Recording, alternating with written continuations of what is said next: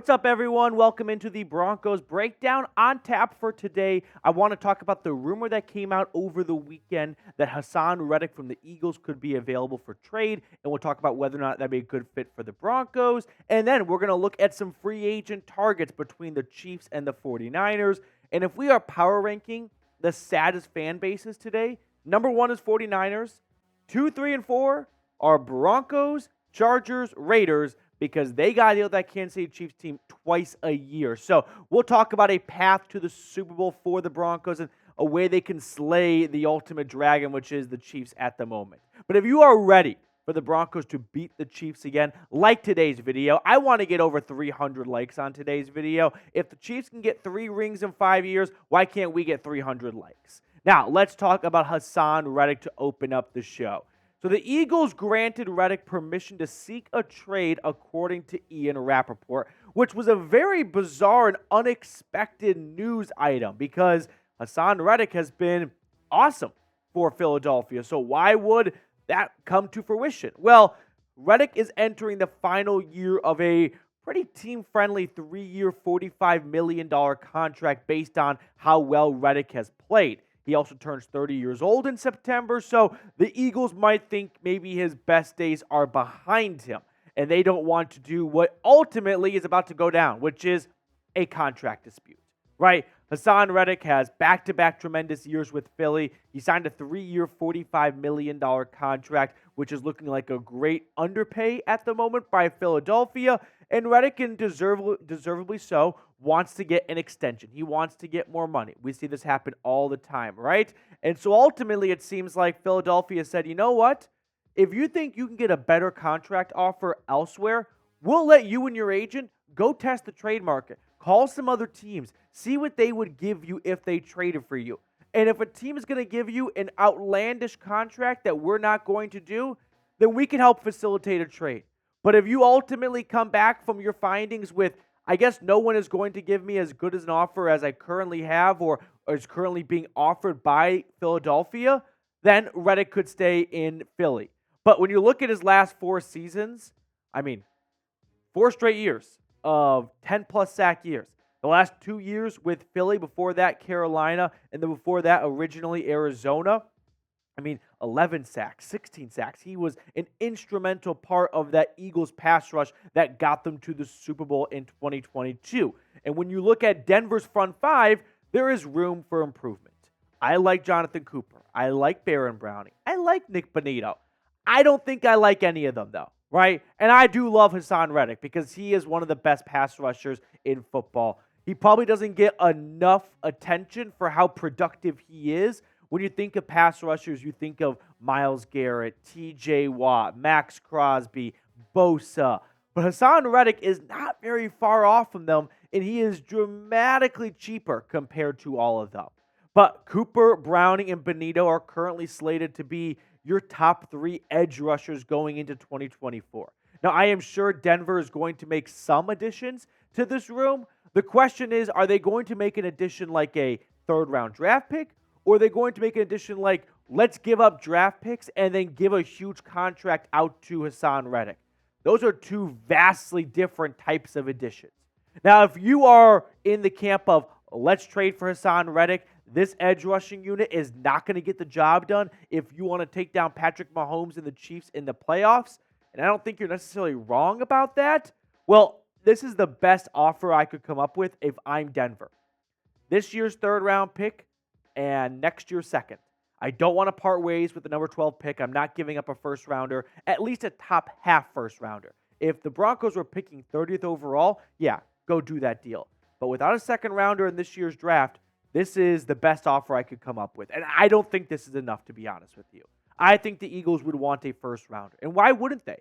4 straight years of 10-plus sacks? Yeah, they're not going to try and settle for a 3rd and a 2nd.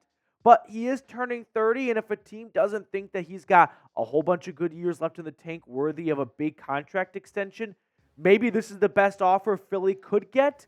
And in that case, they might be forced to accept a trade they don't like because they have to move on from Haason Reddick because they are not confident he'll show up to play in 2024. Those are pretty extreme circumstances. But if it got to that, I think this is Denver's only way to nudge themselves into a trade with Philadelphia. So let me know, would you do this trade? Give me a Y for yes or an N for no down below in the comment section. Denver gets Haason Reddick, and Philly gets the Broncos' third-round pick this year, which means Denver only has one pick in the first 2 days of the draft, and next year's second-round pick. Personally, I'm not doing that trade. Haason Reddick is a very good player, and a lot of other teams should make that trade. I don't think Denver should make that deal. They are not in a spot where they are just one edge rusher away from going all the way, right? Teams that lost, like the Lions or maybe the Ravens, like just came so close, but ultimately they are just one piece away. They should make that type of deal. Not a team like Denver that has a lot of holes to fill still, in my opinion, right? This team needs to reset. They got to hit on some of these draft picks, not trade them away for 30-year-old edge rushers. The timing is just not right for the Broncos. Now, next up on the show, we're going to run through some Super Bowl free agent targets. Who from the Chiefs and the 49ers is about to hit free agency, and who might Denver have some interest in. But first, I want to tell you guys about our sponsor today, which is Game Time. So if you are trying to catch a local sporting event, a concert, a comedy show, or anything else in your area, get with Game Time first, because what they are going to do for Broncos country is get you the last-minute seats for the lowest price guaranteed. So let's say you want to go see an Avs game or a Nuggets game, or if you are brave enough to spend money to go see the Rockies, you can do that while saving money in the process by downloading the Game Time app and using code BroncosChat for $20 off. I view it as, if you want to go to an Avs game, why not use Game Time? And then Game Time is going to get your first concession run. They're going to pay for your parking, right? $20 off. Sure, that might not ultimately break the bank, but wouldn't you rather have 20 if I walked up to you on the street and said, would you like this $20 bill or not? And with Game Time, you can do that. So download Game Time today and use that code BroncosChat to save $20 off. Now, I put all that information in the comments and description of today's video, but create an account and redeem code BroncosChat for $20 off. Shout out to Game Time, lowest price guaranteed for the last-minute tickets. Let's start with Kansas City for their free agents. So they've got a few more than this, but these are the 10 most notable free agents in my eyes. You got running back Clyde Edwards-Helaire, wide receiver Mecole Hardman, Donovan Smith on the offensive line, some defensive linemen, Chris Jones, Mike Dana, Derek Nottie, Willie Gay Jr., Drew Tranquill, L'Jarius Sneed, and Mike Edwards. So of those 10, I think the most appealing one is a very obvious name. It is Chris Jones, the two-time back-to-back All-Pro defensive tackle for Kansas City. 10.5 sacks this year. Maybe a down-ish season, but man, if your down years are 10.5 sacks and 13 tackles for loss, well, we know how dominant he can be when he's truly on his A-plus game. So most appealing, Chris Jones, although I just don't think Denver's going to have the budget to bring him in. The Broncos sure talked about a team this offseason that's not going to be big spenders in free agency. Chris Jones is going to get between $25 to $30 million a year. Denver is currently nearly that much money over the salary cap. I don't see them freeing up $60-ish million to get back in the green and then have enough to spend on Chris Jones. So don't get your heart set on Mr. Jones. Best value, I would say, might be the Michigan Wolverine defensive tackle, Mike Dana. So last season, or I guess now last season, right? Yesterday and then before that, 50 tackles, 6.5 sacks, and 7 tackles for loss. There were a lot of really good players on that Kansas City defensive line. George Karlaftis stepped into a big role in his second year. Charles Omenihu. But Dana, I think, kind of snuck in between the cracks a little bit. And he might not get a huge contract in free agency. And if the Broncos want to find a bit more of a bargain free agent, obviously he's no Chris Jones. But, I mean, for what you're paying, he might be pretty close in value at least. And then finally, under the radar, Donovan Smith, the Kansas City left tackle. Why would Denver have an interest in Donovan Smith? This is an under the radar candidate because if the Broncos were to move on from Garrett Bowles to get some cap savings, whether that's a trade or I really highly doubt a release, so most likely a trade. If they are looking for a 1-year veteran free agent to plug in on the left tackle side of the line, Donovan Smith could happen. But again, that's with the assumption of the Broncos move on from Garrett Bowles. Now, which Chiefs player would you like to sign? Got to envision Chris Jones is the number one name here. There are some other good guys right there, right? Both the linebackers are good. If the Broncos don't feel like Drew Sanders is ready to step into a starting role, you could see one of those two linebackers being pursued by Denver, although I am sure Kansas City is going to do everything in their power to hold on to at least Willie Gay Jr. Let's move on to the 49ers side of things here. Now, they've got Sam Darnold, Chris Conley, who looked great on special teams, a tight end, and Woerner, Jon Feliciano, Ben Bartch, one starting right guard or starting left guard, one backup offensive lineman, Chase Young, Randy Gregory, familiar name, Javon Kinlaw, Kevin Givens, and then Demetrius Flannigan-Fowles. So I would say the most appealing option is Chase Young.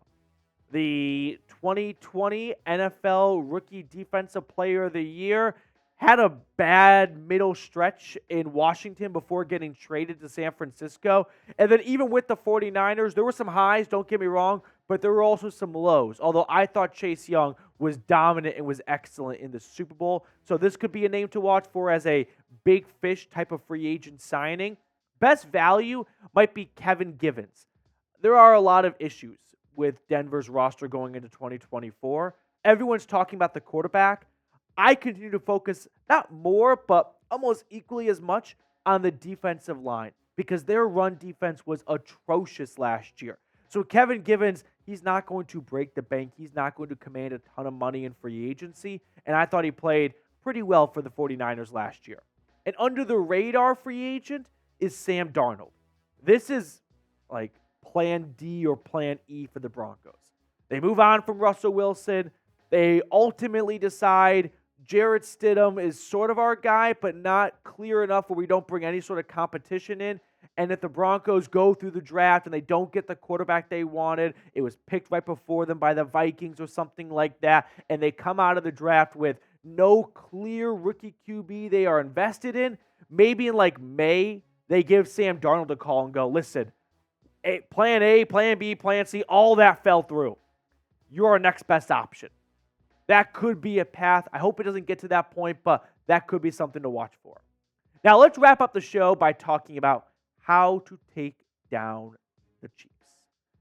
I want to preface with, I don't have the clear-cut answer. If I did, I'd be on someone's defensive coaching staff right now.